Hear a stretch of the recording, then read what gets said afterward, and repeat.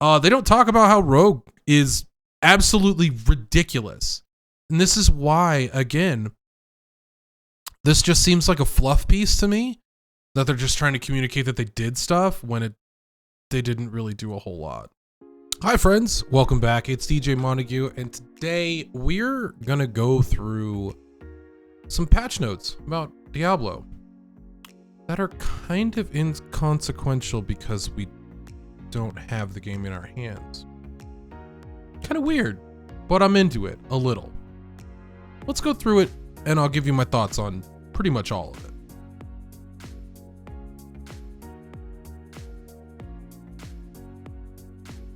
All right, friends. So I've kind of skimmed through this before, but we're going to go into a more in-depth version where I'm going to be reading out stuff to you. I don't know if you're listening to this in the car or something like that, but you know, don't watch YouTube videos in the car, but listen to them all you want. Anyways,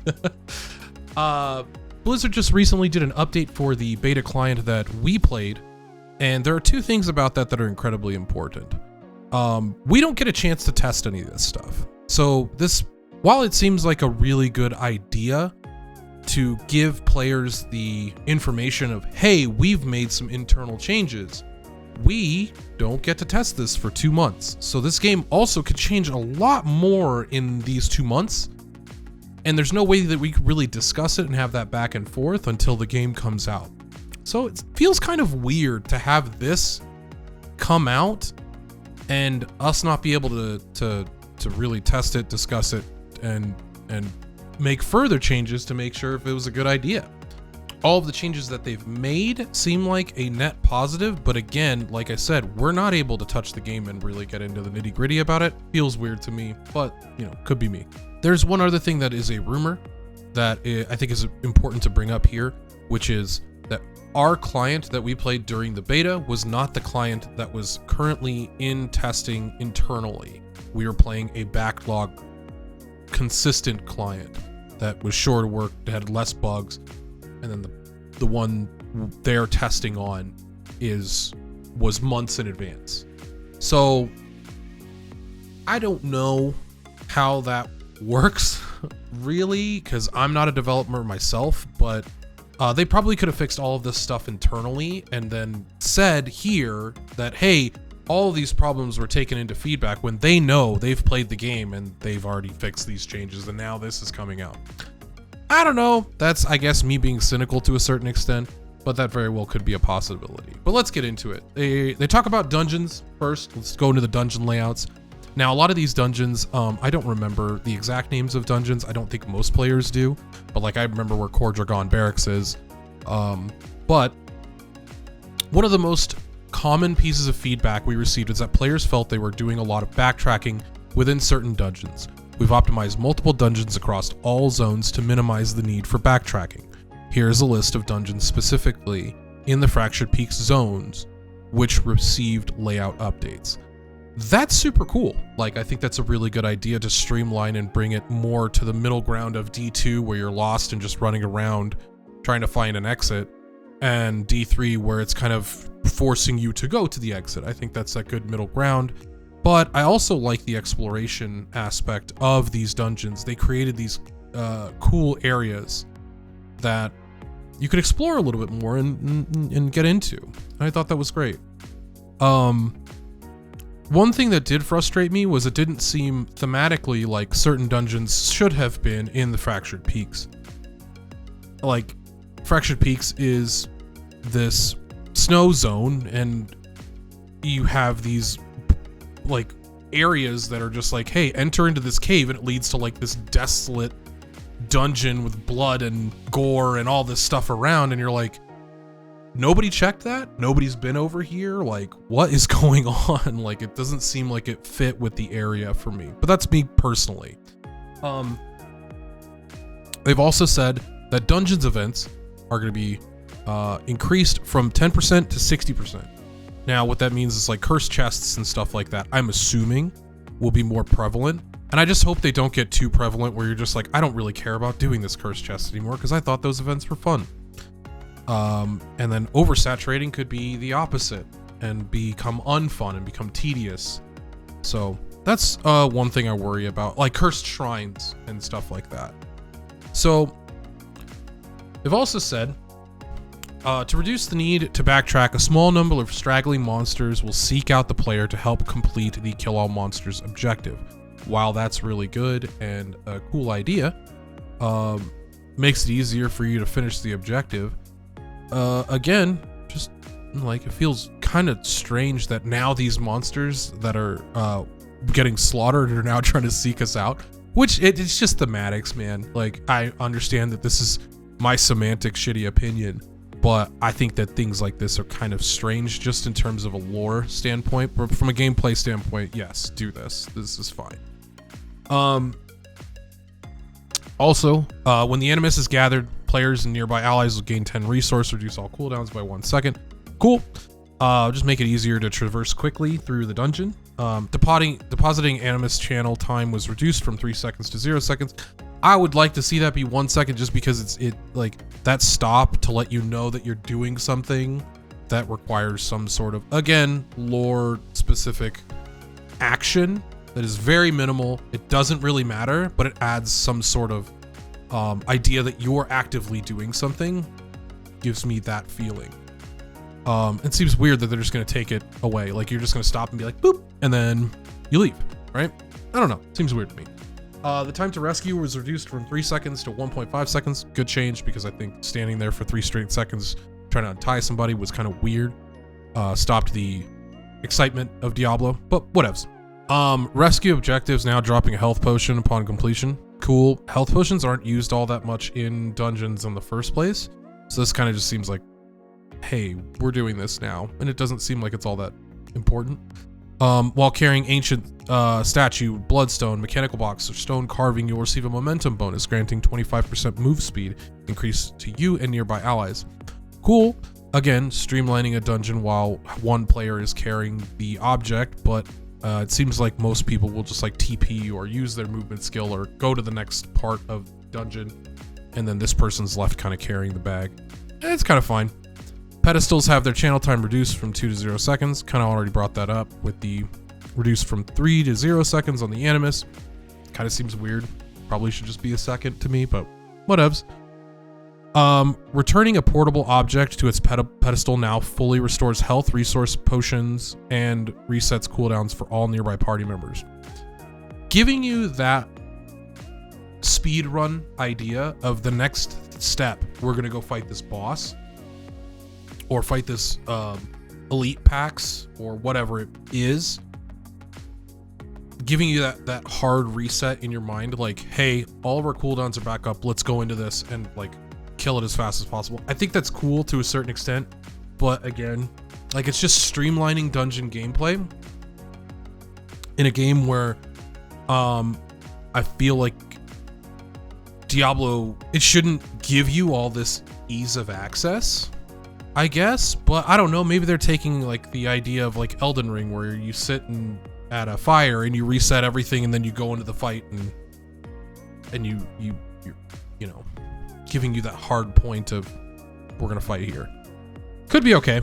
Probably is just gonna be fine. It's super easy to go through. Let's go through the classes, because I know that's a lot of what people want to talk about here. I know I've been rambling about dungeon gameplay, but I have really, really simple, weird opinions about dungeon gameplay. So, effects like freeze and stun can be applied to elite packs, twice as long as before they become unstoppable. Cool. Giving you a chance to combo with something like a Druid, or something like the legendary that makes it so when you stun and freeze monsters, you do more damage to them. Making it so you can get through elite packs quicker is cool. Get more loot. Cool with that. Make you feel stronger. That's all the power fantasy is for Diablo in general, is becoming stronger and stronger and stronger. So maybe that helps a lot with that. Let's get to Barbarian. A flat 10% passive damage reduction has been added for the Barbarian class. Some skill tree passives had their damage reduction effects reduced to compensate. Giving a class a net damage reduction is fine, but I also, again, feel like we don't have a chance to test this, and we don't know what the end game looks like for the Barbarian. And I think it's already been pretty speculated that Barbarian's gonna be really, really strong, theory craft wise, in the end game. like 10% damage is a lot, right? I don't know. I just feels kind of strange that they would buff something by so much right now. The Whirlwind skill now deals more damage and consumes more fury, making it so that Whirlwind basically just spins faster and has less downtime and fits into a rotation more is a good thing. But I think that's always like one of the weird things with Diablo is that people always want Whirlwind to work in any of these games, really, because they want one button where you're just spinning around and destroying every monster in the whole world. You have that with Grim Dawn, you have that with Last Epoch, you have that with Path of Exile. Like, I think it's really weird that people just want to push one button and cut through hundreds of monsters. Sure, I like skill rotations personally, but we'll see how this works out. I think Whirlwind's gonna be pretty weak in PvP anyway, so yeah. The double swing skill enhancement refunds its full fury cost when used on a stun or knockdown enemy. That's pretty cool. Adding more combos into the game is never a bad thing in my opinion, but we'll see how it works in PvP. Again, as a PvP player, I worry about stuff like this, but they also have said something incredibly important, that they don't want PvP to be truly like balanced. Like, you're not going in there on the same playing field. Items will matter. They don't want this game to be like a full PvP oriented game. We'll see. We'll see how it goes. On to the Druid. Now, Druid was widely considered a pretty weak class in terms of the beta. I think rightly so, because it didn't have its passive, its class passive, which is incredibly important to a class, right? That's the whole reason you play the classes, the thematics and like the chance to have your power fantasy with that class, and they didn't get that. I think Druid's gonna be really, really strong in the end game, but again, theory crafting, who knows? Companion skills will now deal heavily increased damage. Cool. Making them have that sub pet class fantasy as well. I know that Necromancer is supposed to be the pet class, but we've already kind of touched on that, especially in the podcast when Ken and I were talking about it, that Necromancer pets are weak and they're also nerfing them, so it's kind of weird. If they make companion skills better, cool. All ultimates have had their cooldown reduced. Cool. Do they do more damage? Because a lot of the ultimates in this game seemed like they were kind of ass so far. And you just didn't use them. You didn't have enough points to really like fill them out, and also us not having all the legendaries available doesn't help. But again, like, I'd like to see all the ults buffed to a certain extent.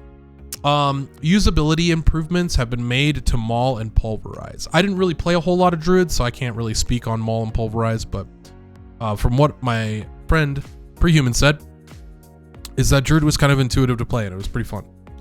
So let's see. Using a non-shapeshifting skill will transform a Druid back into their human form.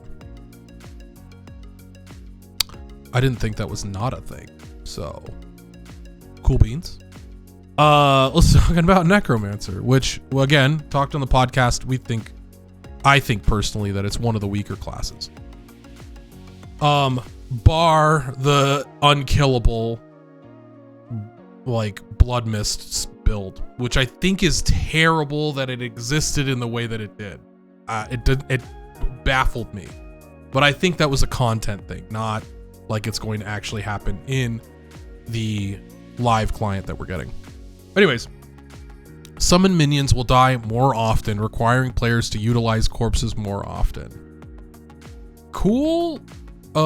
Skeleton Priest is a thing where you cast on a corpse, you cast your summon skeleton on a corpse when you already have full skeletons, and it would give your skeletons a heal and also increase their damage, and they had like a buff for that duration. I don't think people used it a lot, and they should, but I also think that pet builds seemed really, really, really weak.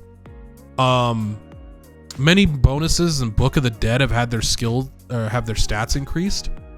Cool, but this is like one of the things that I think Blizzard is struggling with the Necromancer, is that Book of the Dead is cool for the idea that you get to change around and pick your skeletons and pick your golem to mix and match for your build.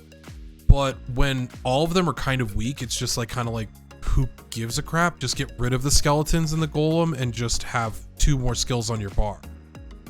I think it's a really, really hard thing to balance, especially for the Necromancer, where you might have this identity where all of the top builds have nothing to do with pets and now you're just taking passives.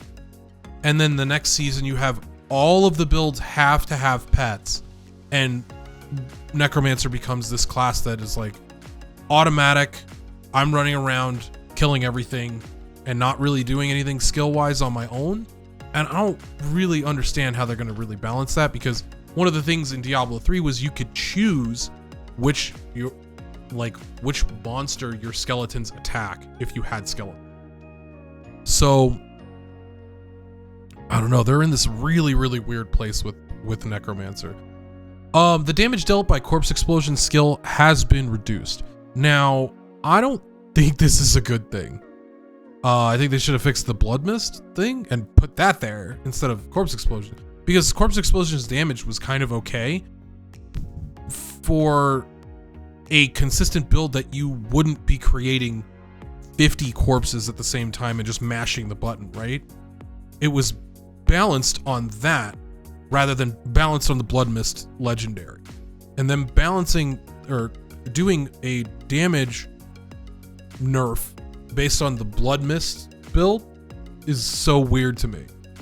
Why not nerf the problem rather than something that could be added to all these other builds? Like Corpse Explosion had a part where it could be in the shadow damage build. Corpse Explosion had a part where it could be in the blood build if you didn't have blood mist be so broken. It had its places, and just nerfing the damage outright seems kind of weird to me. Brightness of skeletal warriors and mages has been reduced. This is a lore thing. It felt like they were just really intrusive and just all over your screen all the time. I think this is cool. They don't talk about how Rogue is absolutely ridiculous. And this is why, again, this just seems like a fluff piece to me, that they're just trying to communicate that they did stuff when they didn't really do a whole lot. Rogue upgrades for subterfuge skills have had their bonuses increased. Cool. Multiple passive skills have had their bonuses increased. Cool. All imbuement skills have had their cooldowns increased. Cool. All of this doesn't mean anything. It doesn't give you any information other than, hey, we're doing stuff. It seems weird. The imbuement skills thing, you're already probably going to be able to have infinite imbuement uptime anyway with certain other things. Canon's going to put out a build about that, so that's something that we'll talk about at that time. Sorcerer. Charge bolts damage was increased and the mana cost to cast has decreased. Cool. Charge bolts was just never used, so that might be a lot better. Decrease the damage of chain lightning and reduce its effectiveness against bosses. Interesting, because if you stood next to the chain lightning and bouncing back and forth was a really cool build and could end up killing the boss very quickly. But again, this doesn't bring up the issue that we saw in beta, which was that Sorceress and Sorcerer had the infinite hydras and all the infinite summons that would just rip a boss apart super fast. Now, why don't we talk about that? Why are we not just bringing that up at all? Firewalls will now spawn underneath enemies more frequently when used as an enchantment bonus. Cool. Again, you have this insane insane thing where blades hitting vulnerable targets reduces cooldowns by tons and tons and tons for all of the skills on your bar, so you're basically playing a piano sorcerer to summon more crap. Like, it just, I don't know, it seems weird to me. But increase the lucky chance of meteor strikes, meteor skills enchantment bonus. Again, cool. Probably goes from 5% to 10% as opposed to, you know, what it was before. It just seems weird. It seems weird that we're like not talking about the elephant in the room, right? Like all these broken ass builds that we saw where, you know, Barbarians doing 350,000 damage when other people are hitting for like 12,000, 13,000, 15,000 max. Rogues doing literal hundreds of thousands of damage a second and solo killing bosses. We're not talking about any of this stuff at all? It just seems so weird to me. But I guess they're trying to point to the casual player and say, hey, look, we're doing something. But again, I think most of the people that are reading these patch notes and investigating every day into this are going to be people like me that are making YouTube content and people that are streamers and stuff like that. This is what we're looking for. Seems weird. But when we introduce changes to our classes, it is the goal of making both them and their skills feel more impactful and powerful. Your feedback has helped us uphold this ideal. Some players have adeptly noticed that certain skills were too powerful. One of our goals for skills is to have them be interesting to wield and interactive in terms of itemization and combat feel. We have made changes to help in this regard, with one example being Necromancer's minions. We have made the change that makes them more vulnerable in combat, which will make Raising the Dead Raising the Dead a more active component in the Necromancer's gameplay. What? Who the... Like I said, who gives a shit? And you can expect further updates that iterate on this pillar of Diablo 4. Cool. Encounters fixed multiple issues that allowed bosses like the Butcher to become unresponsive. One of the people that we played with had a regular thing where he would try and make the Butcher bug out and just stand there, and he did it like 90% of the time. So that's a great thing. Butcher's been reevaluated for difficulty and will present a challenge in world tiers 3 and 4. So far, the Butcher was pretty simple. Just kite him around, but if you ever played Heroes of the Storm, you would know that already. So kite the Butcher. Don't stand there and box with the Butcher. Boxes such as Short, Malnock, Vaynard, and others were reevaluated for melee character difficulty, resulting in changes to attacks and fight mechanics. Cool. I'm all about inclusivity. Ranged being busted in every Blizzard game has been a thing for literally 20 years. So them saying, hey, we want to make melee strong and fun, cool. Down with that. Cellars, increase the chance for a dungeon event to occur in cellars. Cellars are pretty boring so far. Like, you just go into the cellar, you kill one pack of mobs, and then you go out. Like, I really like that they give you more of an option, like things are happening in cellars. But again, it comes to the point of like, sometimes the cellar's just like, there's nothing going on here. Not everybody has these magical tomes in their basement, you know? It's like, dude, I got this wine cellar. You want to go check it out? And then there's like a fucking 20 demons being summoned down there. It's like, sometimes it's just a cellar. Sometimes it's just a wine cellar, but whatever. I know it's Diablo, but I just like to think that not everything is awful all the time. Fix an issue where players could increase attack speed by move canceling attacks early.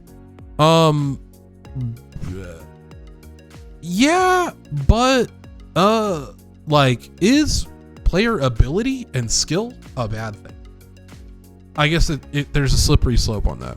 Fix an issue where characters weren't immune and untargetable after loading into an area. Cool. Reset dungeon button has been disabled. Again, this is something we can't test. But we were personally farming the same dungeon over and over and over and over and over again because it gave great loot, had great mob density, and the packs were all close by, and you didn't have like a traditional boss at the end, so all of your damage was based on how fast you can kill an elite pack, which most classes could do really well. And the other dungeons had bosses at the end, and it was like, unless you brought a rogue, it doesn't matter. And the speed at which you could clear was also lower. So I think this is a good idea to force people to do other stuff. Let's see what they say. While Diablo 4's Sanctuary is home to over 100 dungeons, the open beta only had a subset offered in Act 1's Fractured Peaks for players to explore, and a level cap that isn't a full representation of the experience at launch. There are many reasons to complete a variety of dungeons, including powerful affixes in the Codex of Power, and players will still be able to repeat dungeons by partying up with others and having them start the dungeon. We also wanted to make sure that resetting the dungeon wasn't a way for hardcore players to avoid death when experiencing a challenge in a dungeon. Still, We know it can be fun to repeat a specific dungeon, and the team is looking for a more permanent solution to this, like having some reasonable cap on how many times the same dungeon can be completed in a row to better support that style of play. In fact, in the full game, players will acquire sigils that will unlock nightmare dungeons, which are specifically designed to be completed repeatedly and are optimized to be highly rewarding and replayable. We'll have more to share on this in the future. This seems like they're putting a band-aid where a band-aid really isn't needed, because of their band-aid is nightmare dungeons and nightmare sigils, and like the late game grind will probably put a stop to this. And generally, if you're going to repeat easier and earlier dungeon, you're just why not just do it. So it seems weird. I don't know if this is like all that great of an idea with the reset dungeon button being disabled now that I think about it more. So I don't know, we'll see. Fixed an issue that caused Gale Valley and Seraph Rapture to have less monsters than intended. Cool. Sure. I think like I said, I'm being hypercritical about a lot of the things that I'm reading. I think it is a net positive, but I would like to see more information. And again, I would like to be able to obviously test the game and see what the hell we're talking about here, because a lot of this stuff is just fluff and it doesn't matter. And I think that's really frustrating. So I think that's pretty much it for today. Thank you guys for checking out the channel. Check me out on Twitch, twitch.tv/DJ Montague. Make sure you like, comment, subscribe. If you have any questions, or want to start a discussion on why I don't, or why I go so hard on this patch, please, in the comments. I'm all ears. I usually try and reply to everything that I can. We'll see you soon. Have a good one.